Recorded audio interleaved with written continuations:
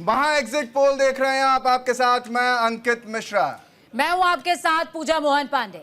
महा exit poll में महा मुकाबला बीजेपी और आम आदमी पार्टी के बीच नजर आया है। जी हां, दिल्ली चुनाव को लेकर न्यूज इंडिया का एग्जिट पोल कहता है कि चौथी बार दिल्ली में बन सकती है आम आदमी पार्टी की सरकार। न्यूज इंडिया के एग्जिट पोल में आम आदमी पार्टी को बहुमत मिलता नजर आ रहा है। आम आदमी पार्टी को 37 से 42 सीटें मिलने का अनुमान है। बीजेपी को मिल सकती है 26 से 32 सीटें, कांग्रेस को 0 से 3 सीटें मिलने का अनुमान है। तो साफ तौर पर यह तस्वीर लगभग अब क्लियर हो चुकी है। जो न्यूज इंडिया के एग्जिट पोल है उसके जो एक तरीके से कहें पूरा जो विश्लेषण है वो आपके टेलीविजन स्क्रीन पर चौथी बार दिल्ली में बन सकती है आपकी सरकार। तो इसी पर बातचीत करने के लिए हमारे साथ विमल सिंह और तमाम जो प्रवक्ता है, तमाम जो गेस्ट का पैनल है वो जुड़ा हुआ है। सबसे पहले, क्योंकि अगर दिल्ली में आम आदमी पार्टी की सरकार बनेगी तो बीजेपी ने जो इतना पूरा दम लगा दिया, आरएसएस भी आ गई, खुद बड़े बड़े नेताओं को उतार दिया, सांसदों को भी विधायक बना दिया, उनका क्या होगा विमल जी? मैं कहना चाहता हूं कि हमें इंतजार करना चाहिए। बाकी सारे चैनलों में जो ओपिनियन पोल दिखा रहा है उसमें भारतीय जनता पार्टी को बहुमत का आंकड़ा पार करते हुए दिखाई दे रहा है। तो हमें 8 तारीख का इंतजार करना चाहिए। आप देखिएगा भारतीय जनता पार्टी ने जिस तरीके से ग्राउंड पे काम किया है, चाहे हमने इनके जो है जितने भी वादे थे उन वादों को उजागर करने का काम किया, इनके द्वारा जो घोटाले हैं उनको भी उजागर करने का काम किया, और हम ग्राउंड पे पहुंचे हैं लोगों के बीच में। तो इस बार लोगों ने जो है जो अपना आशीर्वाद दिया, जो अपना जनादेश दिया है वो प्रधानमंत्री जी को दिया, प्रधानमंत्री जी के जन कल्याणी योजनाओं को देखते हुए किया। तो हमें इंतजार करना चाहिए 8 तारीख तक। आप देखिएगा जो राज तिलक है जो है वो भारतीय जनता पार्टी के जो है खेमे में जाता हुआ दिखाई देगा। हमें इंतजार करना चाहिए। ठीक है, संजीव नसीर जी हमारे साथ में जुड़े हुए हैं आम आदमी पार्टी से। संजीव जी, ये तो कह रहे हैं कि राज तिलक की करो तैयारी, आ रहे हैं भगवाधारी, लेकिन अगर आम आदमी पार्टी की सरकार बनती है, जैसा कि एग्जिट पोल भी दिखा रहा है और आप कह रहे हैं कि एग्जिट पोल से ज्यादा का आंकड़ा सामने आएगा, लेकिन मुख्यमंत्री कुर्सी पे कौन बैठेगा महाराज? दिल्ली के चौथी बार अरविंद केजरीवाल जी मुख्यमंत्री बनने जा रहे हैं। तय है। सबसे बड़ी वजह ये है मुख्यमंत्री बन जाएंगे, ये तय है, बिल्कुल तय है। क्योंकि दिल्ली वालों ने जो प्यार प्रेम अरविंद केजरीवाल जी को दिया है और अरविंद केजरीवाल जी ने जो दिल्ली की जनता के लिए किया है, जिस तरीके से महिलाओं के लिए बस यात्रा फ्री की है, जिस तरीके अच्छे स्कूलों की व्यवस्था की है, नसीर जी जब आपसे सवाल पूछ रही हूँ कि केजरीवाल जी बन जाएंगे, क्वेश्चन मार्क, तो इसमें क्वेश्चन मार्क है सुप्रीम कोर्ट का आदेश, सुप्रीम कोर्ट की ऑब्लिगेशंस, बहुत सारी चीजें हैं सर, उसका भी तो जवाब दीजिए। जी जी जी जी देखिए, सुप्रीम कोर्ट से ऐसा कोई बैरियर उनके मुख्यमंत्री बनने पे नहीं है। आपको ध्यान होगा मुख्यमंत्री का रिजाइन उन्होंने अपनी मर्जी से दिया था। जब दोबारा मुख्यमंत्री बनेंगे, जो ये विरोधी दल ये कह रहे हैं कि वो सीएम ऑफिस नहीं जा सकते, ये सब कंडीशंस जो हैं ये माननीय सर्वोच्च न्यायालय ने लगाई है, तो माननीय सर्वोच्च न्यायालय हटा भी सकती है। जहां तक जनता की बात है, दिल्ली की जनता ने जिस तरीके से अरविंद केजरीवाल जी को प्यार दिया है और हमारा पॉजिटिव कैंपेन था, अभी अगर आप प्रवक्ता को सुने भारतीय जनता पार्टी के, उनके चेहरे पे अपने आप थकान भी नजर आ रही है, गुस्सा भी नजर आ रहा है। क्यों? क्योंकि ये गाली ग्लोच करके इन्होंने पूरा कैंपेन चलाया है, लड़ाई झगड़े करके कैंपेन चलाया है। आप बहुत फ्रेश आ रहे हैं सर, आप बहुत फ्रेश नजर आ रहे हैं पूजा जी। यस, वो इसलिए फ्रेश नजर आ रहे हैं कि हम लोगों ने कहीं एक दिन के लिए अलाउ कर दिया गया हो कि जाकर के आइए सीएम हाउस में, बनाया है जो केजरीवाल जी ने। जी देखिए, मुख्यमंत्री निवास पे इन्होंने इतना शोर मचाया, जब इन्होंने झूठ का इनका पर्दा खोला, संजय सिंह जी और हमारे भारद्वाज साहब वहां पे गए थे, हमारे पीडब्ल्यूडी मिनिस्टर, तो उन्होंने ये पर्दाफाश करने के लिए गए थे कि आप आइए दिखाइए कहाँ स्विमिंग पूल है। तो दिल्ली की जनता के लिए, क्योंकि इन्होंने कोई काम नहीं किए हैं, लॉ एंड ऑर्डर की बहुत स्थिति दिल्ली में खराब है, अरविंद केजरीवाल जी ने जो डिलीवर नहीं कर पाए उसके लिए भी खुल के माफी मांगी, दिल्ली वालों के बीच में रखा और रीजन बताया कि अगर यमुना साफ नहीं हो पाई या सड़कें प्रॉपर नहीं बन पाई तो वो क्यों नहीं बन पाई, क्योंकि भारतीय जनता पार्टी ने पिछले 2.5 साल से दिल्ली की जनता को टॉर्चर करने के लिए ये झूठे स्कैम बना के एक झूठा कीचड़ उछालने की कोशिश की और जिस तरीके से जेल जेल खेला, हमारी सारे मंत्री और सारी कैबिनेट जेल में भेजी, उससे ये काम डिले हुए हैं। लेकिन दिल्ली वालों को विश्वास है अरविंद केजरीवाल जी ही ये काम पूरे कर सकते हैं। दिल्ली वालों को विश्वास है, अरविंद केजरीवाल जी को, दिल्ली वालों को विश्वास है, लेकिन अरविंद केजरीवाल को क्यों इतना विश्वास खुद पर नहीं था कि चुनाव से ठीक है पहले उन्होंने इस्तीफा दे दिया और कहा कि मैं जनता आंकड़े के भी बीच कम कर जाऊंगा। दिए, आंकड़े भी कम कर दिए, 55 पे आ गए। देखिए उन्होंने इस बात के लिए रिजाइन किया कि जिस तरीके से इन्होंने लांछन लगाया कि आप करप्ट हो, आपने कोई घोटाला किया है, तो दिल्ली की जनता के बीच में अरविंद जी आए हैं कि मैं उस मुख्यमंत्री की कुर्सी पे जब भी बैठूंगा। अब बताइए पूरे हिंदुस्तान में ऐसे कौन से मुख्यमंत्री हैं जब उन्होंने अपनी मर्जी से, ये कोर्ट में गए, कोर्ट ने ऐसा कोई ऑर्डर नहीं किया, अपनी मर्जी से इसलिए छोड़ा कि दिल्ली की जनता तय करेगी कि अरविंद केजरीवाल जी को दोबारा झारखंड ने भी छोड़ा था, झारखंड ने भी छोड़ा था, आपको याद होगा। झारखंड के मुख्यमंत्री ने उस दबाव में छोड़ा था, तो मतलब दबाव आप पर भी अरविंद था। केजरीवाल जी ने दबाव में नहीं छोड़ा। अरविंद केजरीवाल जी जेल से बाहर आने के बाद, वो जेल में जाने से पहले छोड़ा था। अरविंद केजरीवाल जी जेल में रहने के बावजूद ही, क्योंकि ऐसा कोई कानूनी प्रावधान नहीं है कि किसी मुख्यमंत्री को जेल में जाने की वजह से रिजाइन करना पड़े, लेकिन जेल से बाहर आने के बाद कोई मुख्यमंत्री, वो जेल से बाहर आने के बाद दोबारा मुख्यमंत्री बने थे, लेकिन अरविंद केजरीवाल जी जेल से बाहर आने के बाद उन्होंने रिजाइन दिया था और ये कह के रिजाइन दिया था कि मैं दिल्ली की जनता के बीच में जाऊंगा। क्या मेरे दिल्ली के वासी जो हैं वो मेरे को ये मानते हैं कि ये मेरे ऊपर जो लांछन लगाया गया है, ये लांछन में अगर उनका विश्वास है तो वो मेरे को वोट नहीं देंगे। ठीक है, अगर वो मेरे को ईमानदार, ठीक है नसीर जी, आ रही हूँ आपके पास, वापस से आ रही हूँ। विश्वेंद्र कुमार जी जुड़े हुए हैं, आ रही हूँ। एक सेकंड लूंगा। हाँ बोलिए। सबसे बड़ा कारण ये है कि भारतीय जनता पार्टी की बौखलाहट, गाली गलौज और लड़ाई तरीके से, जिस तरीके से इन्होंने कैंपेन चलाया, इनकी हार निश्चित है। अरविंद केजरीवाल जी चौथी बार मुख्यमंत्री बनने जा रहे हैं। चलिए, अच्छा, एक मिनट में एक सवाल यहाँ से ये भी ले लेता हूँ, क्योंकि अमनतुल्ला खान के बेटे को लेकर भी बड़ा विवाद हुआ। जो वीआईपी कल्चर आप या यूं कहूँ आम आदमी पार्टी हमेशा से कहती रही कि इसको तो हमें नहीं चाहिए, वो सारी चीजें अब आम आदमी पार्टी के पास है। बीजेपी यही सबसे बड़ा मुद्दा बनाती है कि 15 में आए, 13 में आए, जो जो कहा वो सब ले लिया आज। देखिए भारतीय जनता पार्टी राजमहल में रहती है, 8400 करोड़ के जहाज में चलती है, 10-10 लाख रुपए के कोट पहनती है, 5-5 लाख रुपए के पेन लगा के चलती है। हम लोग तो आम आदमी के बीच में रहते हैं, आम आदमी के लिए महाराज काम करते हैं। मैं आपको बताऊं जिस तरीके का, देखिए ठीक है, मैं इस बात से इत्तेफाक रखती हूँ। सुने संजीव जी, मैं इस बात से इत्तेफाक रखती हूँ कि ठीक है दिल्ली के मुख्यमंत्री हैं तो दिल्ली के मुख्यमंत्री का आवाज बहुत अच्छा होना चाहिए। जब प्रधानमंत्री देश के हैं तो वो जिस तरीके की लाइफस्टाइल उनको उनकी होनी चाहिए वो है, तो उसी तरीके से दिल्ली के मुख्यमंत्री की जो होनी चाहिए थी वो थी। लेकिन महाराज जब आप दावा कर रहे हैं आम आदमी होने का, तो आप जिस तरीके का घर का वीडियो आया है, मेरा घर तो नहीं है सर ऐसा। देखिए आम जनता के लिए अरविंद केजरीवाल जी ने जो सुविधाएं दी, उन सुविधाओं को ये फ्री रेवड़ी बताते थे, ये उसको क्रिटिसाइज करते थे। गोल कर दिया आपने, चलिए ठीक है, गोल कर दिया। विश्वेंद्र जी के पास जाऊंगी। संजीव जी, मुझे पता था आप गोल करोगे सर इसमें। मैं विश्वेंद्र जी के पास जाऊंगी, आ रही हूँ सर आपके पास, विमल जी भी आ रही हूँ। विश्वेंद्र जी, अब मैं आंकड़ों की बात कर लूं, जिस तरीके का फ्लक्चुएशन नजर आ रहा है आम आदमी पार्टी की सीटों पर, क्या ये जिस तरीके से आम आदमी पार्टी स्टार्टिंग से ही जब तिहाड़ गए अरविंद केजरीवाल, उसके बाद उनको एक तो काम करने का समय कम मिला और उसके अलावा फ्लक्चुएशन उनके मन में भी नजर आ रहा था, और यही वजह थी शायद उनके मन का फ्लक्चुएशन आंकड़ों में नजर आया। उन्होंने बोला भी कि 55 के करीब आ जाएगा मामला, और वो 55 का खुद बोल देना शायद आंकड़े 42 और 45 के बीच में ले आया है। देखो पूजा जी, बिल्कुल आप ठीक कह रहे हो, ये उसी तरफ संकेत कर रहा है। पर मैं यहाँ पे कहना चाहूँगा ये ऐसा हुआ भी है। पिछले 5 सालों में जो जिस प्रकार से भ्रष्टाचार के आरोप लगे सीएम, डिप्टी सीएम या दूसरे मंत्रियों पर, वो पहले 5 सालों में इतने नहीं थे। तो उन 5 सालों का नुकसान ज़्यादा हुआ, ये अरविंद केजरीवाल जी महसूस कर चुके थे। उसी प्रकार से दूसरे विरोध में भारतीय जनता पार्टी ने मुद्दे लिए मजबूती से, तो उसका लाभ भारतीय जनता पार्टी को हुआ है।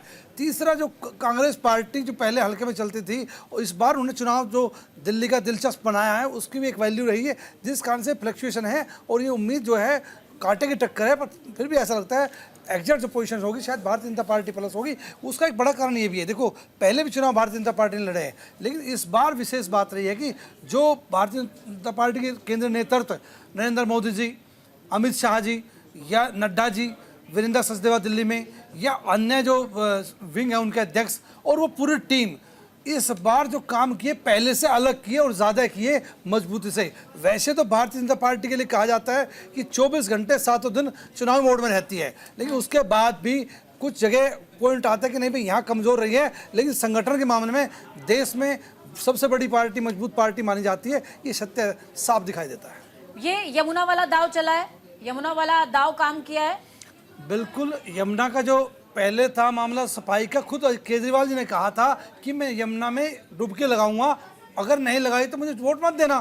तो वही पॉइंट था, तो कि जनता के सामने कहा भारतीय जनता पार्टी ने, तो गलत क्या कहा। लेकिन केजरीवाल जी ने उसको जहर के रूप में दूसरे रूप में लेके गए कि भाई यहाँ इसमें जहर मिला दिया हरियाणा ने, तो वो उसको अपनी एक पिच तैयार की, भारतीय जनता पार्टी उस पर मुड़ गई थी। लेकिन वो उनकी गलती थी, ऐसा नहीं करना चाहिए था भारतीय जनता पार्टी को। उन्हें सिर्फ अपने दिल्ली का बॉर्डर देखना था, जब हरियाणा से एंट्री करती वहाँ और जब दिल्ली से बाहर निकलते हैं, केवल दो वही माप पैमाना दिखाते, तो उससे भारतीय जनता पार्टी के और विषय सब्जेक्ट सब स्पष्ट होता और जनता अच्छा महसूस करती। मैं दोबारा कह रहा हूँ, जब दिल्ली में एंट्री करती है यमुना नदी का पानी, एंट्री वहाँ का जो पोल्यूशन जो पानी में वो लेना था, और जब दिल्ली से बाहर जाती है उसी का डाटा सामने होता तो स्पष्ट तस्वीर होती, उसका लाभ होता।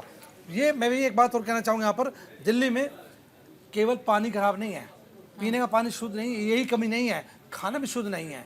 आप डाटा देख लिए, खाने का जो विषय है, पानी खाने में जरूरत पड़ती है इसलिए भी, और दिल्ली की यमुना नदी के दोनों तरफ सब्जियों का उत्पादन हो रहा है। वो सब्जी का उत्पादन वहाँ इसलिए वैलिड नहीं है, एनजीटी का रूल है कि वहाँ सब्जी उत्पादन कर ही नहीं सकते, क्योंकि वो पानी ही नहीं, वो मिट्टी भी खराब हो चुकी है इतनी ज़्यादा। अगर उस मिट्टी 5 साल से 7 साल लगातार शुद्ध पानी लाया जाए गंगा का अच्छे वाला, तब जाके मिट्टी ठीक होगी। तब वो तो वाली तस्वीरें हम सभी ने देखी हैं, जिसमें मूली भी जो धोई जाती है वो भी यमुना के पानी में धोकर निकाल दी जाती है। वो सिर्फ दिल्ली में ही नहीं होता, वो यहाँ नोएडा में भी देखने को मिल जाता है, खासतौर पर यूपी में देखने को मिलता है। दिल्ली का चल रहा है ना। ठीक है, आसिफ जी के पास में जाता हूँ। आसिफ जी, ऐसा क्या हो गया कि शुरुआत में बड़ा धुआंधार प्रचार, बिल्कुल ऐसा लगा कि इस बार मैदान फतह हो जाएगी, लेकिन आते आते बड़ी देर कर दी, बड़े नेताओं ने अपनी मौजूदगी ही अंतिम समय में दिखाई। क्या वजह रही, कौन सी स्ट्रेटेजी कांग्रेस पार्टी अपना रही थी जो देश की जनता ही नहीं समझ पाई, या दिल्ली की जनता भी नहीं समझ पा रही? देखिए, दिल्ली की जनता ने हमें बहुत प्यार किया। जब 8 तारीख को रिजल्ट आएंगे आपके सामने होंगे, जो अभी आप बात कर रहे हैं, जो आप आंकड़े दिखा रहे हैं, उस आंकड़े से 3% से ले जाके हम 11% तक लेके जा रहे हैं। अब हमें जो पिछली चुनाव में 3% पड़े थे, और आम आदमी पार्टी को 54 से आप लेके 44 पे लिया है। लेकिन सरकार तो नहीं बनी, संतोष कर रहे हैं आप सुन तो लो, मैं फिर बोल देना। आप 10% आम आदमी पार्टी सरकार कम हो रहा है वोट पर शेयर, ये है। दूसरा, जिस तरीके से दिल्ली के अंदर काम हुए, पिछली सरकार में जब तक सरकार रही 13 से लेकर 20 तक, जो हमने स्ट्रक्चर तैयार करके दिया शीला जी ने, दिल्ली को सरप्लस में लेके आई, उसी के तहत दिल्ली सरकार चलती रही और उसी के तहत उसी काम पे वोट मांगते रहे। 2020 के अंदर यही नतीजा था। उसी काम से जब वोट मांगा गया, जब उनका नंबर आया 2020 से 2025 के बीच का, जो उनका 5 साल का शासनकाल है, देखिए किस तरीके से ना तो पानी साफ मिला, ना अस्पतालों में दवाई मिली, MRI की तारीख 3 साल बाद की मिली, लेकिन 5 साल संदीप दीक्षित नजर नहीं आए सर। देखिए, क्या दिल्ली की जनता का मुद्दा कांग्रेस पार्टी ने उठाया नहीं उठाया? आए नजर नहीं, आप बताइए, दिल्ली की जनता गंदे पानी का मुद्दा किसने उठाया? शराब के घोटाले को हमारे अध्यक्ष अनिल चौधरी जी ने सड़क पे लेके गए, ना कि भारतीय जनता पार्टी ने। यहाँ पर आप चौधरी जी का नाम गिना रहे हैं, लेकिन संदीप दीक्षित का नाम अभी भी नहीं गिना रहे हैं आप। संदीप दीक्षित, शीला दीक्षित का नाम गिना रहे हैं, उसके बाद आपको संदीप दीक्षित का नाम गिनाना चाहिए था कि भाई संदीप दीक्षित शीला दीक्षित के बेटे, वो अपनी माँ के काम से इतने प्रभावित थे कि लगे रहे दिल्ली की सेवा में, पर नहीं, दिल्ली चुनाव के समय नजर आए। क्यों? क्योंकि उनको विधायक बनना था।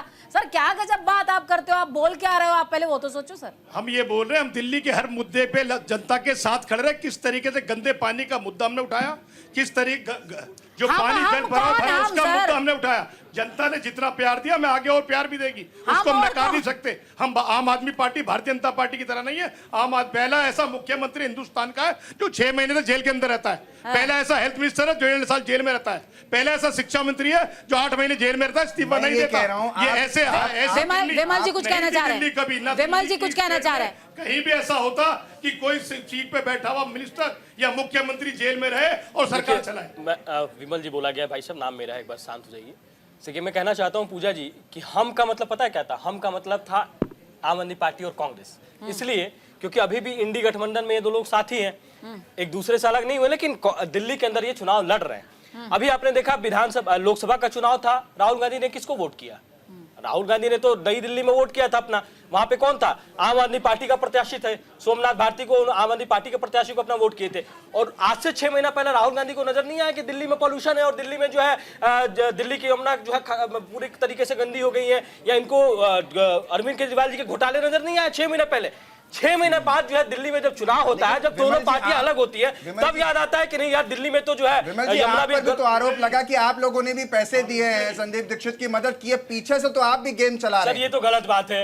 ये तो कौन है? ये तो जनता जो है, देखिए न्यूज इंडिया के जो हमारे ईश्वरूप दर्शक है ना, वो समझते हैं कि कौन किसके साथ है। हम तो जो है अकेले चुनाव लड़ रहे हैं। और ये बात ये कह रहे हैं कि कांग्रेस के हमारे जो मित्र कह रहे हैं कि हमने जो है उठाया सवाल चाहे उनके शराब नीति पे। हम कह रहे थे भारतीय जनता पार्टी का मैं प्रदेश में प्रवक्ता था दिल्ली में, और हम लोग जो है उनके हमारे आदेश गुप्ता जी प्रदेश अध्यक्ष थे, उनके समय में हमने जो है चाहे हम लोग जेल में भी बंद हुए, चाहे हम लोग जो है पानियों को बौछार भी की मार हम लोग भी खाए। तो हम ये कहना चाहते हैं कि ग्राउंड लेवल पे हम लोग इसको लेकर पहुंचे हैं।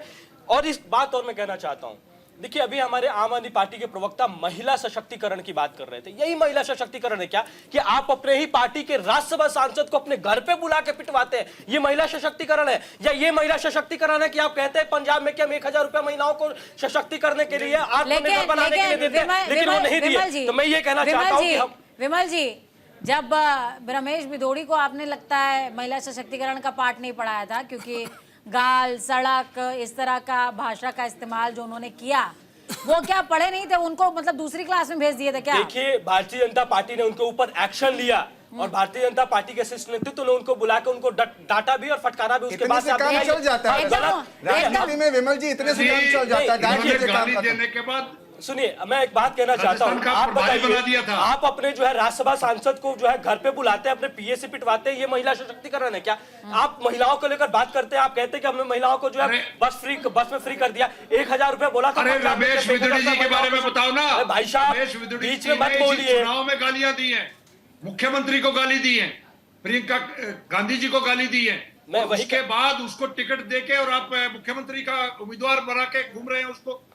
देखिए उसके ऊपर एक्शन लिया गया, उनके ऊपर एक्शन लिया गया और उन्होंने माफी भी मांगा, अपने शब्द भी वापस लिए। मैं कहना चाहता हूँ ये भारतीय जनता पार्टी में है, क्योंकि भारतीय जनता पार्टी संवेदनशील पार्टी है, संगठन को लेकर चलने वाली पार्टी है। जो गलत करेगा उसके साथ गलत होगा, चाहे वो कितना भी बड़ा जो है कार्यकर्ता हो पार्टी का, वो चाहे नेतृत्व करता हो। तो मैं ये कहना चाहता हूँ कि यही प्रियंका जी इस पर क्या सोचती है? महिलाएं इस पूरे पैनल में अकेली महिला है, आशिफ जी अकेली महिला है। मैं समझ रही हूँ कि प्रियंका गांधी जी का मुद्दा है तो आपके इमोशंस जुड़ गए उसके साथ में, लेकिन प्रियंका जी, उनका नाम भी प्रियंका है, आपकी नेत्री प्रियंका थी और अकेली महिला है, वो तो बता दें एक बार रमेश भिदोड़ी जी के बयान पर वो क्या सोचती हैं?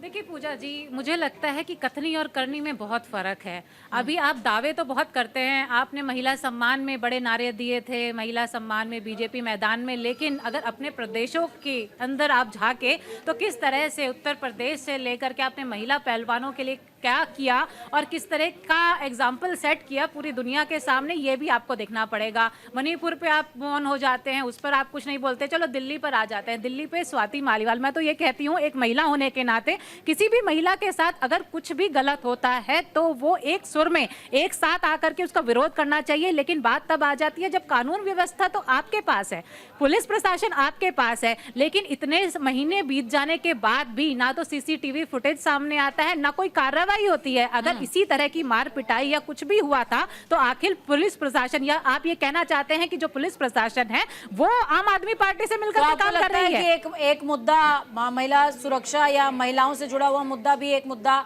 कानून व्यवस्था दिल्ली का एक बहुत बड़ा मुद्दा था। और जो महिलाओं की बात कर रहे हैं, महिलाओं को आप खुद तो फ्री बीज देते हैं, लेकिन वहीं अगर आम आदमी पार्टी देती है तो आप मौन हो जाते हैं। आप भ्रष्टाचार पर बात करते हैं, सारे भ्रष्टाचारियों को अपनी पार्टी में लेने वाले, और फिर ये दम भरते हैं कि जी भ्रष्टाचार। हर पार्टी में है कुछ भ्रष्टाचारी जिन्होंने सबने आदान प्रदान कर लिया है। रही बात अभी मैं देख रहा था आप लोगों का एग्जिट पोल वाला, तो उसमें जो दिखाई पड़ रहा है और अन्य चैनलों का जो दिख रहा है उसमें मुझे लगता है कि जब एग्जैक्ट रिजल्ट आएगा तो उससे थोड़ा बहुत तो अंतर होगा। क्योंकि फाइट जिस तरह से चुनाव में थी, मतलब चुनाव के प्रचार से लेकर के और आज चुनाव होने तक, दो रात पहले की घटनाओं को देख लीजिए। चुनाव के दिन विरोध प्रदर्शन रोक देना, फर्जी वोट डालने की अफवाह उड़ा देना, मनीष सिसोदिया का आकर के स्टेटमेंट देना, संजय सिंह तो आकर के कह रहे हैं कि वाल्मीकि समाज को भारतीय जनता पार्टी को सबक सिखाना चाहिए। अभी आज 12 बजे के करीब दिन में कह रहे थे संजय सिंह। तो ये सब दिखा रहा था कि कहीं ना कहीं चुनाव बहुत टफ है और ये मुश्किल चुनाव था, मतलब दोनों पार्टियों के लिए। भारतीय जनता पार्टी मोटे तौर पर बहुत दिनों से प्रयास कर रही थी कि दिल्ली में उसको एक जमीन मिले, वो इस बार मिली है। पिछले 1.5 वर्ष की जो घटनाक्रम हुई है, दिल्ली सरकार के तमाम मंत्रियों का जेल जाना, शराब घोटाला का सामने आना और बार बार अरविंद भाई केजरीवाल का वक्तव्य बदल देना, अरविंद भाई केजरीवाल का बेबुनियाद बातें करना। बताइए, वो जहर फैलाने का काम किया उन्होंने राजनीति में, जिसे मैं कहता हूं बार बार कि किस तरह का वक्तव्य लेकर के आते हैं। चाल, चरित्र और ईमानदारी और शुचिता की राजनीति की शुरुआत करने की वकालत करने वाले और उस ध्येय के साथ आने वाले अरविंद केजरीवाल ने पिछले 10-11 सालों में इतना बदलाव किया है अपने व्यक्तित्व में कि उसका प्रभाव दिख रहा था इस चुनाव में। अब जनता कहीं ना कहीं आपसे असंतुष्ट है, पीछे ऐसा नहीं हो रहा था और उस असंतुष्ट जनता का पूर्वांचली फैक्टर काम किया है सर? बिल्कुल काम किया। वो बहुत बड़ा वक्तव्य था जिसमें उन्होंने बाहर से आने वाले, बिहार से आकर के इलाज करा करके चले जाने वाले लोगों के बारे में जो बात कही, जिस तरीके से उन्होंने प्रस्तुत किया। आपको मालूम है पूर्वांचल के लोगों का वोट प्रतिशत कुछ सीटों पर तो बहुत ज्यादा है, 40-40, 30-30, 20-20% तक लोग हैं और वो लोग कहीं ना कहीं लगभग लोग नाराज हैं। वो किसी भी जाति वर्ग से आने वाले लोग, भारतीय ग्राउंड पे चुनाव होता है तो यहाँ कई बार जाति धर्म ये सब बहुत काम करता है, लेकिन पूर्वांचल की आइडेंटिटी के नाम पर सबने ये अरविंद भाई केजरीवाल का विरोध किया। संजीव जी, आखिर पूर्वांचलियों का क्यों इतना दुश्मनी मोल ले ली? जैसा कि ये भी मान रहे हैं कि पूर्वांचली वोटर्स को लुभाने की कोशिश थी, लेकिन लुभाते उन्हीं को नाराज कर गए। कौन वोटर था आपका? और लास्ट में तो ये भी कह रहे कि मंत्रालय भी दे देंगे, अलग से बना देंगे सब कुछ। पूर्वांचल से जुड़ा हुआ सारा समाज 70 की 70 विधानसभाओं में उनका एक अहम रोल है। पूरी तरीके से आम आदमी पार्टी के साथ है, पूरी तरीके से, पूरी ताकत से, क्योंकि अनऑथराइज्ड कॉलोनीज के अंदर और झुग्गियों के अंदर सबसे बड़ा पूर्वांचल से जुड़ा हुआ हमारा भाई बहन रहता है। जिस तरीके से वहां पे 2013 से पहले किसी तरह के कोई डेवलपमेंट के काम नहीं होते थे, अरविंद केजरीवाल जी की सरकार आने के बाद 4000 से ज्यादा किलोमीटर पाइपलाइन से वहां पे पानी की सप्लाई हुई। जिस तरीके से मोहल्ला क्लिनिक वहां पे काम कर रहे हैं, सरकारी स्कूलों में उनके बच्चे पढ़ते हैं, 18 लाख से ज्यादा बच्चों का भविष्य सुधारने का काम किसी ने किया तो वो अरविंद केजरीवाल जी ने किया। हम ना जाति पे, ना पाति पे, ना रिलीजन पे, काम की राजनीति पे विश्वास करते हैं और अरविंद केजरीवाल जी ने काम की जो राजनीति है वो दिल्ली वालों ने पसंद की है। और भारतीय जनता पार्टी और कांग्रेस का जो नेगेटिव कैंपेन था, पूरी तरीके से गाली गलौज भरा हुआ जो कैंपेन था, जिस तरीके से अरविंद केजरीवाल जी को इतनी बड़ी बड़ी गालियां, माननीय मुख्यमंत्री आतिशी जी को गालियां, और गाली देने वाले जो इनके नेता हैं वो कोई छोटे मोटे नेता नहीं है, उनको बड़े बड़े रिवार्ड दिए जाते हैं। भारतीय जनता पार्टी का माइंडसेट ये है, देश के प्रधानमंत्री ने गाली दी, जिस तरीके से ये गाली गलौज इन्होंने पूरे कैंपेन में किया, इससे दिल्ली की जनता बिल्कुल नाखुश थी। दिल्ली की जनता का सबसे बड़ा कंसर्न था कि लॉ एंड ऑर्डर से जुड़ा हुआ, जिस तरीके से ना महिलाएं सुरक्षित हैं, ना बुजुर्ग सुरक्षित हैं, दिल्ली के अंदर अगर कोई भी इस तरह के काम जो आदि सरकार भारतीय जनता पार्टी के पास थी, और भारतीय जनता पार्टी ने 2-2.5 साल जो ये जेल वाला आपने शिक्षा की बात की, जिस तरीके से झूठा केस बनाया गया है, इन सबको लेकर पूर्वांचल समाज भी, दिल्ली का मिडिल क्लास भी, मिडिल क्लास की अगर किसी ने बात नासिर जी शिक्षा की बात की है तो एक रिपोर्ट कोट कर रहा हूं, शिक्षा मंत्रालय की रिपोर्ट के मुताबिक साल 2021 से 22 में दिल्ली ने अपनी जीएसडीपी का 1.63% ही खर्च किया है, जो कि अगर तुलना करें तो सभी राज्य और केंद्र शासित प्रदेशों की सूची में सबसे नीचे है। ये मैं नहीं कह रहा हूं, ये शिक्षा मंत्रालय की रिपोर्ट कहती है। मैं आपको दुरुस्त कर देता हूं सर, पूरे हिंदुस्तान में we are the only state जहां 23 से 24% बजट खर्च किया जाता है शिक्षा पे। देश का आप एक बार बजट देखिए, 2.5% बजट। हमारा ये मानना है कि शिक्षा जो है वो एक जनरेशन में देश की गरीबी दूर कर सकती है। जिस तरीके से इंटरनेशनल लेवल पे दिल्ली के शिक्षा मॉडल को रिकॉग्नाइज किया गया, ये जीत शिक्षा मॉडल की, दिल्ली मॉडल की, अरविंद केजरीवाल जी की सोच की, अरविंद केजरीवाल जी के नेतृत्व की, और अरविंद केजरीवाल जी को जिस तरीके से आम जन के साथ जो काम करने के साथ अगली जो गारंटीज हैं, चाहे महिलाओं को 2100 रुपए देने की बात है, या अपने संजीवनी योजना के तहत अपने बुजुर्गों का इलाज करने की गारंटी है, इस तरह की 16 गारंटी, 18 गारंटी जो हमने दी है, उनका ये चुनाव था। और एक तरफा दिल्ली का मैंडेट अरविंद केजरीवाल। प्रियंका राणा जी आपके पास आऊंगी। आप 8 तारीख को देखिए, 8 तारीख को देखिए, हम आप इसी चैनल पे मिलेंगे। मैं सभी दोस्तों से को भी कहूंगा कि आप भी जरूर आए, पूरी तरीके से जरूर आएंगे सर, और इन्हीं फैक्टर्स पर बात करेंगे। आप चिंता बिल्कुल मत करिए, बिल्कुल आप चिंता मत करिए, दोबारा से बात होगी, मुलाकात होगी और इन्हीं मुद्दों पर बात होगी। प्रियंका जी जुड़ी हुई है हमारे साथ में। प्रियंका जी, यहाँ पर संजीव नसीर जी साफ तौर पर कह रहे हैं कि जो चुनाव था ये 18 गारंटीज का था, लेकिन आपका ख्याल क्या कहता है कि वाकई में ये चुनाव 18 गारंटीज का चुनाव था या रेवड़ी रेस था? मुझे तो रेवड़ी रेस समझ में आता है, आपको क्या समझ में आता है? बिल्कुल, और देखिए ऐसा नहीं है, 10 साल की एंटी इनकम्पेंसी थी, ये चीज अरविंद केजरीवाल ने समझी, और जैसे ही वो जेल से छूट करके आए, उन्होंने सबसे पहला काम किया कि छोटी छोटी सभाएं रख करके और आम जनता के बीच जाना। ये आप डिनाई नहीं कर सकते हैं कि जो बीजेपी है वो संगठन में बहुत मजबूत है, आरएसएस के कार्यकर्ता लोगों के घर घर जा करके अपनी स्कीम समझाते हैं, लेकिन आप इस चीज़ को भी नकार नहीं सकते हैं कि आम आदमी पार्टी ने जमीन पर टक्कर अगर किसी ने दी है तो वो आम आदमी पार्टी ने दी है बीजेपी को, क्योंकि उनका संगठन जिस तरह से काम कर रहा था, अभी कांग्रेस का अगर आप देखें कि वो इस तरह से जमीनी स्तर पर काम नहीं कर पाए हैं। और जो कहा जा रहा है क्या 15% वोट कांग्रेस ले पाएगी, तो मैं नहीं मानती हूँ इस चीज़ को, क्योंकि अगर आप ये कहते हैं तो फिर आप ये कहते हैं कि आम आदमी पार्टी का जो शिक्षा और स्वास्थ्य का मॉडल था वो विफल हो गया, जो बिजली पानी फ्री का मॉडल था वो विफल हो गया। लेकिन ऐसा नहीं है, क्योंकि मैं झुग्गी झोपड़ियों में गई हूँ, झुग्गी वाले जो हैं वो खुश थे, आम आदमी पार्टी से खुश थे। उन्होंने ये कहा कि अगर किसी पार्टी ने काम किया है तो वो आम आदमी पार्टी ने किया है। अगर साफ पानी नहीं आ रहा, लोग नाराज थे, कुछ जगह नाराज थे, लेकिन वो ये कह रहे हैं कि नल लगाने का काम भी जो किया है वो आम आदमी पार्टी ने किया है। बाकी तो बीजेपी जो है वो हमारी झुग्गियों को तोड़ने के लिए कई बार प्रयास कर चुकी है। बगल में आशिफ जी बैठे हैं, ये तो कह रहे हैं सब ये करके गए थे, आम आदमी पार्टी ने बस उसी पे डेंटिंग पेंटिंग कर दी है। अगर शिक्षा की आप बात करते हैं तो शिक्षा में अगर आप देखें तो ड्रॉप आउट भी तो बहुत हुए ना, ड्रॉप आउट भी देखने को मिला कि जो अगर 8-10 घंटे बीजेपी तो ये कह रही है, नहीं बीजेपी तो ये दम भरती, बच्चों के ड्रॉप आउट भी बहुत हुए हैं। 9वीं क्लास में बहुत सारे बच्चों ने ड्रॉप आउट कर दिया, कई बच्चे स्कूल तक पहुंच नहीं पाए, नीतियां बहुत लाई गई। खुद बीजेपी भी कई बार इस पर आरोप लगाती रही, जिस शिक्षा मॉडल को लेकर के आप लोग कहते हैं, लेकिन उस पर भी ड्रॉप आउट रोक पाना बड़ा मुश्किल रहा आप लोगों के लिए।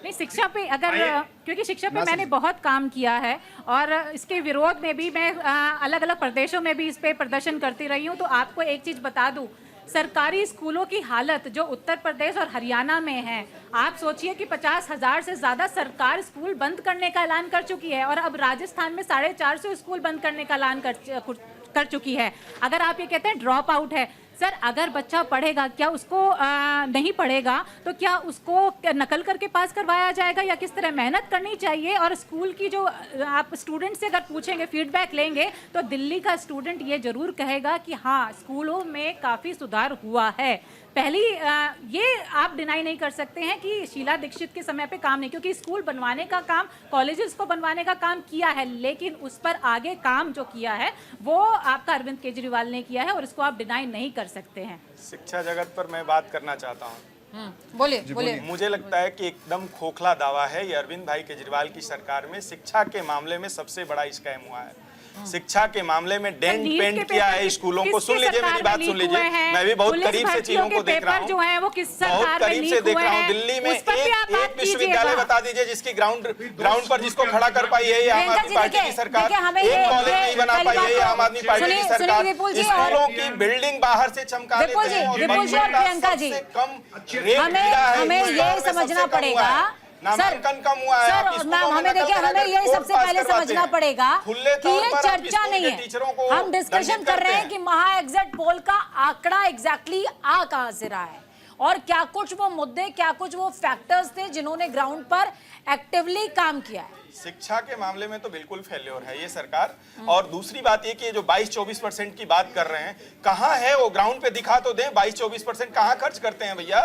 एक विश्वविद्यालय नहीं खड़ा कर पाए, एक कॉलेज नहीं बना पाए, एक नया स्कूल भी नहीं खोल पाए हैं, एक नया स्कूल भी नहीं खोल पाए हैं। किया क्या है? सबसे कम आपके समय में सबसे ज्यादा सांसद तो आपके थे, सांसद निधि से ही करवा देते हैं। सबसे कम नियुक्तियां हुई हैं, सबसे ज्यादा रिक्त पद हैं आपके समय में, और आप हर बात पे कह देते हैं। दिल्ली विश्वविद्यालय से 12 कॉलेज जुड़े हुए हैं, 12 कॉलेज में 10-10 महीने तक शिक्षकों को वेतन नहीं मिलता है। आप कहां से, कौन सा शिक्षा मॉडल लेकर के आ रहे हैं? कौन सा जमीन पर देख रहे हैं? आइए, उसके बाद मुख्यमंत्री बनने के बाद आपको दिखाएंगे कौन से स्कूल बनाए। अरे अब तक क्यों नहीं दिखा पाए भाई?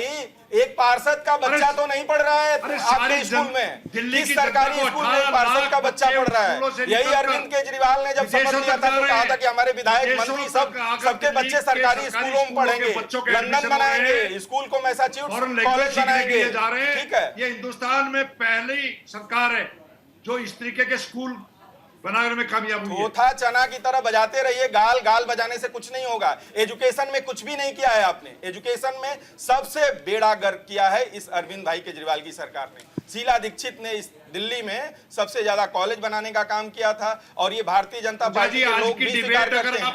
ये आंख बंद करके आपको स्वीकार करना पड़ेगा कि शिक्षा मॉडल को जिसको इंटरनेशनल लेवल पर इंटरनेशनल लेवल नहीं, वो फालतू का फेक पूरे हिंदुस्तान में अगर कोई शिक्षा मंत्री का नाम जानता है, देखिए मुद्दा जो है, मुद्दा मुझे लगता नहीं कि एग्जिट पोल में जंग की कोई बात हो। को लंदन भेज देते हैं 100 लोगों को। अवधेश उपाध्याय जी जुड़े हुए हैं, अंकित सवाल ले रहे थे। अवधेश जी सांसद है आपके सर। उम्मीद के रूप में अंकित, अवधेश जी एक सवाल जब शिक्षा पर हो रहा है, अवधेश जी अभी आए, उनको इंट्रोड्यूस करने दीजिए। अवधेश जी आए, उनको इंट्रोड्यूस करने। अवधेश उपाध्याय जी भी हमारे साथ भारतीय जनता पार्टी के प्रवक्ता जुड़े हुए हैं। अवधेश जी, सवाल ये शिक्षा पर ही होने लगा अचानक से, तो मेरा भी सवाल है, क्योंकि जब सांसद निधि की बात होती है तो दिल्ली में सांसद भी हैं, तो भला अगर यहाँ आम आदमी पार्टी ने स्कूल या कॉलेजेस नहीं बनवाए तो बीजेपी वाले ही कर देते, थोड़ा सा दरिया दिली दिखा लेते, बनवा देते। एक आध कॉलेज तो बनवा ही देना था, दिखाने में भी काम आता और आज बताने में भी। देखिए कल महोदय मैं बताऊं, आज दिल्ली में लोकतंत्र का महापर्व पूरी तरह से हर्षोल्लास के साथ मनाया गया। दिल्ली की जनता ने बढ़ चढ़कर इसमें हिस्सा लिया, और दिल्ली की जनता एक बार फिर से ये मन बना चुकी है कि दिल्ली में एक सुशासन वाली डबल इंजन की सरकार जो है वो बनाने जा रही है 8 फरवरी। रही बात शिक्षा की, जो शिक्षा की बड़ी बड़ी बातें करते थे अरविंद केजरीवाल जी हो या उनके आम आदमी पार्टी के अंदर नेता हो, चाहे आतिशी मारलेने हो, संजय सिंह हो या सौरभ भारद्वाज, तो बार बार प्रेस कॉन्फ्रेंस में शिक्षा मॉडल, फ्री बिजली मॉडल, फ्री पानी मॉडल, क्या फ्री हेल्थ मॉडल, मैं ये क्या बता रहा हूँ आपको। ये वही अरविंद केजरीवाल हैं तो ये कहते थे 2015 का इनका मैनिफेस्टो उठा के देख लीजिए आप। 2015, 2020 दोनों बार इन्होंने कहा था कि 500 नए स्कूल खुलवाएंगे। एक नया स्कूल नहीं खुलवाया, जो स्कूल बने हैं वो रिनोवेशन करा के बिल्डिंग बनाकर तैयार करके वो खड़ा किया। दूसरी बात, स्कूल कहते हैं स्कूल के कमरे बनाए, बाथरूम को इन्होंने स्कूल के कमरे का रूप दे दिया, वो भी 5,500 करोड़ का घोटाला कर दिया उसका। और मैं बताऊं आपको, अभी मैं 1 महीने से मॉडल टाउन पर देख रहा था। अब आप समझिए लाल बाग एरिया है, ये कहते हैं फ्री मॉडल की बात। वहाँ आप जाकर किसी रिपोर्टर को भेजिएगा लाल बाग में, वहाँ लोगों के घरों में ना तो शौचालय है, ना ही वहाँ सीवर लाइन है, ना ही वहाँ पानी है। वहाँ लाल बाग की जनता है तो पानी खरीद तो पीती है। मेरे साथ देख के आप उनका दर्द। एक बार अवधेश उपाध्याय जी को वापस से कनेक्ट कीजिएगा, इनकी आवाज भी प्रॉपर्ली नहीं आ रही है और अब तो कनेक्शन ही चला गया है। विश्वेंद्र जी मैं आपके पास ही आ रही हूँ। विश्वेंद्र जी, जिस तरीके के हम फैक्टर्स की बात कर रहे हैं, पूर्वांचली का फैक्टर काम किया है, ये विपुल सुनील जी ने साफ तौर पर इस बात की तरफ इशारा किया। इसके अलावा मैं ये समझना चाहूंगी कि देखिए मैंने वोट कटिंग का पहले भी आपसे जिक्र किया, हरियाणा के अंदर वोट कटिंग फैक्टर ने बहुत तेजी से काम किया, जिसकी वजह से बीजेपी की सीटें बहुत ही ज्यादा निकल करके सामने आई और सरकार भी बन गई उनके। तो क्या ये 699 का जो पूरा पैटर्न है, ये इलेक्शन में वोटिंग परसेंटेज को डायरेक्टली इफेक्ट करता है, या ये एक म्यूट कह सकते हैं कि कॉन्सेप्ट है जिस पर चर्चा होनी चाहिए? हाँ, चर्चा होनी चाहिए इस पर, बहुत ज़रूरी है। लेकिन जैसे आपने हरियाणा की बात की, वोट कट ये होता ही है। ये ऑटोमेटिकली अगर आप पार्टी के कुछ एक समीकरण हुआ करते हैं कि सीट पर क्या स्थिति है, उसके हिसाब से एक कैंडिडेट है तो ये कैंडिडेट के हिसाब से ये उसका निर्णय आता है। जैसे हम बात करते हैं ओवैसी के, जो 12 कैंडिडेट खड़े थे यहाँ पर, लेकिन 2 सीट पर ज़्यादा प्रभाव था, वो दोनों सीट आम आदमी पार्टी की उसने खराब की है। तो वो जो समीकरण होते हैं, वो पार्टियां जो अपने कैंडिडेट लेके आती है, ये वो इफेक्ट होती है, तो पार्टी को एक दूसरे को उसका फायदा मिलता है। पार्टी को सीधे तौर पर उसका फायदा मिलता है। अब दूसरा विषय मैं ये आपसे समझना चाहूंगी, अल्पसंख्यकों का फैक्टर कितना काम किया है, और मौजूदा समय में जिस तरीके से सनातन बहुत ज्यादा होने लग गया, वो सनातन का फैक्टर कितना वर्क करता नजर आया? देखो, अल्पसंख्यक मैं पहले बताता हूँ। अल्पसंख्यकों के कारण है कि वो कई जगह बटा की बार, वो अल्पसंख्यक, पहली बात तो कांग्रेस पार्टी ने भी लिया अच्छी मात्रा में, आम आदमी पार्टी के पास था ही, ओवैसी की पार्टी है उन्होंने भी लिया है, और आज़ाद समाज पार्टी के जो एक संगठन है उसमें कुछ नेता यहाँ के दिल्ली के मोहम्मदन शहर उन्होंने भी लिया है। तो वो वोट बटी है, उसका बटने का लाभ भी भारतीय जनता पार्टी को जा रहा है। दूसरा सवाल आपका था, क्या इसके पीछे रीजन ये है कि पुजारी ग्रंथि योजना का जिसका जिक्र आम आदमी पार्टी ने किया? संजीव जी, इसको ध्यान से सुनिएगा, इसका शायद काउंटर आपके पास में आ जाए। पुजारी ग्रंथि योजना का जो जिक्र किया, उसके बाद मुफ्ती और जो मौलाना थे उनका मुद्दा निकल करके सामने आ गया कि उनकी पेमेंट तो ही नहीं भैया, इनको कहां से दे दोगे? उनका मुद्दा पहले से ही चला हुआ था, वो दे नहीं पा रहे थे आम आदमी पार्टी वाले। चूंकि अब चुनाव नजदीक आए तो उन्होंने वो जो पंडित थे उनके लिए काम किया, मंदिरों के लिए काम किया, तो वो मैसेज उधर और तेजी से आया मौलवी का, ताकि हमें तो दे नहीं पा रहे, इनकी घोषणा कर रहे हैं। तो वो भी एक कारण बना है जिससे एक माहौल बना है, वो भी आम आदमी पार्टी के खिलाफ गया है, उससे भी भारतीय जनता पार्टी को लाभ हुआ है। ऐसे कई मुद्दे बने हैं, और जो सनातन का विषय है वो गंभीर हुआ है। 2020 में दिल्ली में एक हिंसा हुई थी, जो एनआरसी के विषय को लेकर के, सीए के विषय को लेकर जो आंदोलन हुआ था, और वो उसमें एक झगड़ा बना दिल्ली में, तो उससे 2 पक्ष बट गए थे। चाहे आप जहां बहुत ज़्यादा वोट हुई है, वो दोनों पक्ष ने वोट डाली बहुत गंभीरता से, चाहे वो एक पक्ष आम आदमी पार्टी पक्ष में गया हो, दूसरा भारतीय जनता पार्टी पक्ष में गया हो, वो उसका गुस्सा उनके अंदर था। चूँकि 2020 में चुनाव के बाद घटना हुई थी, तो बड़ी घटना थी, काफ़ी लोग मारे गए थे, वो दुखद विषय था। उसमें मुस्तफाबाद क्षेत्र या यूँ कहे ओखला क्षेत्र, दोनों ये प्रभावित थे, दिल्ली काफ़ी प्रभावित थी, पर इसका भी जो लाभ और हानि हुई है वो आम आदमी पार्टी ने बटा है। ठीक है संजीव जी, क्योंकि जिस तरीके से लगातार आप पर बड़े आरोप भी लगते रहे, हर बार बीजेपी ने आप पर भी आपको भी कटघरे में खड़ा किया, केजरीवाल को भी कटघरे में खड़ा किया। आप थोड़ा सा बैक पर जाइए, जब आप पीछे जाएंगे तो पिक्चर में अरविंद केजरीवाल की और उनकी पूरी पार्टी की छवि बड़ी क्लियर थी। अब उस पर कहीं ना कहीं मट्टी जो है वो चढ़ती जा रही है। भले ही आप कहें, लेकिन कहीं कुछ तो रहा होगा ना, जो जेल में जाना पड़ा, कुछ तो रहा होगा जिसकी वजह से अंदर जाना पड़ा और फिर बाहर आना पड़ा। इन सब के बीच इस चुनाव में आप खुद को आम आदमी पार्टी कहां देखती है? वो वाली कहावत याद आ गई मुझे अंकित की, काजल की कोठरी में कितना भी सयाना जाए, कालिक तो लगी जाती है। बिल्कुल। संजीव जी, देखिए एक चीज समझनी पड़ेगी, और मैं मानता हूं दिल्ली की जनता इस मैंडेट से बिल्कुल वो सब चीजें क्लियर कर देगी। दिल्ली के अंदर 2013 के बाद जैसे अरविंद केजरीवाल जी ने एक नई राजनीति शुरू करी, फ्री बिजली, फ्री शिक्षा, फ्री इलाज, फ्री बस यात्रा, महिला सम्मान राशि, 24 घंटे पानी, इस तरह की जो योजनाएं। संजीव जी, इसका ना मैं धनराशि भी पूछूंगा कि लाएंगे कहां से आप? जी सुनिए, भारतीय जनता पार्टी बौखलाई। क्यों बौखलाई? क्योंकि इनकी पूरे देश में सरकार केंद्र में है, 20 से ज्यादा प्रदेशों में सरकार है, कांग्रेस की बहुत सारे प्रदेशों में सरकार है। इस तरह की वेलफेयर स्कीम्स ये कहीं पर नहीं चला पाई। इन्होंने पहले इसका विरोध किया, विरोध करने के बाद जब इनको लगा कि ये तो जनता पसंद कर रही है और इसी तरह की नीतियों की वजह से पंजाब में हमारी सरकार बनी, तो इन लोगों ने एक षड्यंत्र रचा, और षड्यंत्र ये था कि किसी तरीके से अरविंद केजरीवाल जी की जो स्वच्छ छवि है, ईमानदार छवि है, उस पे एलिगेशन लगाने का प्रयास किया जाए, और झूठा मनगढ़ंत एक केस बनाया गया। इस तरीके के एक षड्यंत्र रचा गया जिसके तहत क्या गारंटी है कि ये केस दोबारा नहीं चलेगा और अरविंद केजरीवाल दोबारा नहीं जाएंगे जेल? और क्या गारंटी इस बात की है कि वो मुख्यमंत्री बन जाएंगे? ये केस मैं बता रहा हूं आपको, ये केस चार्ज पे ही डिस्चार्ज होने वाला केस है, जिस पे सर्वोच्च न्यायालय की कई बार टिप्पणी आ चुकी है। ये विपुल जी बोलेगा। पुरिंदा है। दिल्ली की जनता आशिफ जी। है इस पे विश्वास कर रही है कि अरविंद केजरीवाल जी की छवि साफ सुथरी है। और मैं क्लियर कर दूं आपको, आपने बजट की बात पूछी है, इतने सारी स्कीम्स के बावजूद प्रॉफिट का बजट है दिल्ली का। ठीक है, संजीव जी आ रही हूँ मैं आपके पास। अब चूंकि 3 मिनट का समय बचा हुआ है, उसके बाद हम ब्रेक पर जाएंगे।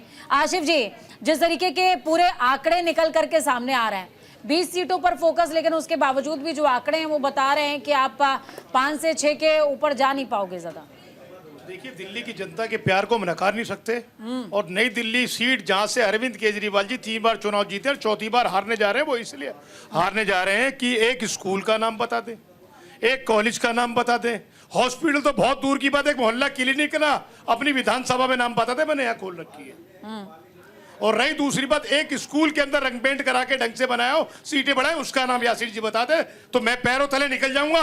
नई दिल्ली के अंदर उससे काम किया और इन केजरीवाल ने वहां काम किया, कांग्रेस पार्टी ने, कांग्रेस सरकार ने, चाहे सेंट्रल गवर्नमेंट हो या शीला जी की सरकार हो, उन्होंने काम करके दिया है। और अरविंद केजरीवाल जी जो घोटाले किए उसका नतीजा आपको मालूम है, इसलिए आप डरे हुए। रही दूसरी बात, मौलवियों की तनख्वाह की बात, 6 महीने से आपने तनख्वाह नहीं दी और मुख्यमंत्री को शर्म आ रही थी मौलाना से मिलने के लिए। दूसरी क्यों शर्म आ रही थी आपको मिलने के लिए? आपके पास भारतीय जनता पार्टी मिलने के लिए मुख्यमंत्री वॉशिंग मशीन में घूम गए हैं, हिम्मत नहीं हुई मिलने की। वो भ्रष्टाचारी है, वो सारा कांग्रेस के एक ही अंदर सोच है, जो कांग्रेस सोचा का है या दूसरी पार्टियों उसी का, से निकल कर भारतीय जनता पार्टी में जा चुका है। कोई भ्रष्टाचारी भारतीय जनता पार्टी से बाहर नहीं है। हम इस सोच को बदलेंगे नहीं आपकी तरह। हम ये नहीं कहेंगे अरविंद केजरीवाल की चलिए, बहुत शुक्रिया, बहुत शुक्रिया आप सभी का इस चर्चा को खास बनाने के लिए, अपने अहम बिंदु साझा करने के लिए। तो देखिए, एग्जिट पोल तो इशारा कर रहा है कि आम आदमी पार्टी की सरकार बन रही है। क्यों अंकित? और इसी के साथ परसेंटेज भी निकल करके सामने आ गए। बीजेपी ने पुरजोर कोशिश करी, जनता से कनेक्ट किया, लेकिन सरकार शायद उनकी ना बन पाए, कांग्रेस किंग मेकर की भूमिका में नजर आ जाए। वक्त यहाँ पर एक छोटे से ब्रेक का है। ब्रेक के उस पार खबरों का सफर लगातार जारी रहेगा। बने रहिए न्यूज़ इंडिया के साथ और अलग अलग फैक्टर्स की बात हम लगातार करेंगे।